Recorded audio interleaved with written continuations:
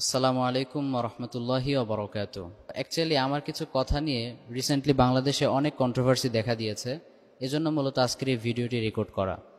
First of all আমি বলতে চাই যে বেশ কিছু কন্টেন্ট ক্রিয়েটর আছে যারা ভিউ কামানোর উদ্দেশ্যে হোক বা অন্য কোনো পারপাজে হোক, তারা আমার ভিডিওগুলো কাটছাট করেছে। ফর এক্সাম্পল, আমি বলেছিলাম স্বামী স্ত্রীর জন্য প্রেম করা ফরজ, পুরো ভিডিওতে শুনলে বোঝা যাবে, বাট তারা জাস্ট এমনভাবে ভিডিওটা কাটছাট করেছে যাতে করে মনে হচ্ছে যে আমি জেনাকে বৈধতা দিচ্ছি, বাট কোশ্চিনকালে বিষয়টি এরকম নয়। আরেক ভিডিওতে বলেছিলাম ফেসবুকের একটা ছেলে পোস্ট করেছে যে সে তার গার্লফ্রেন্ডকে কিছু ইসলামিক বই গিফট করার পর তার সাথে সেই গার্লফ্রেন্ড ব্রেকআপ করে নিয়েছে, কিন্তু এটা এমনভাবে প্রচার করা হচ্ছে মনে হচ্ছে যেন আমি আমার গার্লফ্রেন্ডকে গিফট দিয়েছিলাম। বিষয়টি এরকম নয়। তো যাই হোক, হয়তোবা আমার দুর্বলতার কারণে আমি ভালোভাবে বোঝাতে পারিনি।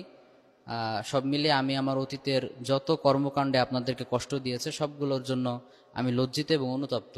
আজকে সবার সামনে এই ভিডিওতে আমি আল্লাহ তাআলার কাছেও আমার কর্মকাণ্ডের কারণে ক্ষমা চাচ্ছি এবং দেশবাসীর কাছেও আমি অনুতপ্ত হয়ে সকলের নিকট ক্ষমা প্রার্থনা করছি। আশা করি আমার এই বিষয়গুলো আপনারা ক্ষমা সুন্দর দৃষ্টিতে দেখবেন এবং আপনাদের এই ভাইয়ের জন্য দোয়া করবেন, আমি যেন ভবিষ্যতে ভালো কিছু আপনাদেরকে কোরআন সুন্নাহ থেকে প্রোভাইড করতে পারি ইনশাআল্লাহ। আসসালামু আলাইকুম ওয়া রাহমাতুল্লাহি ওয়া বারাকাতুহু।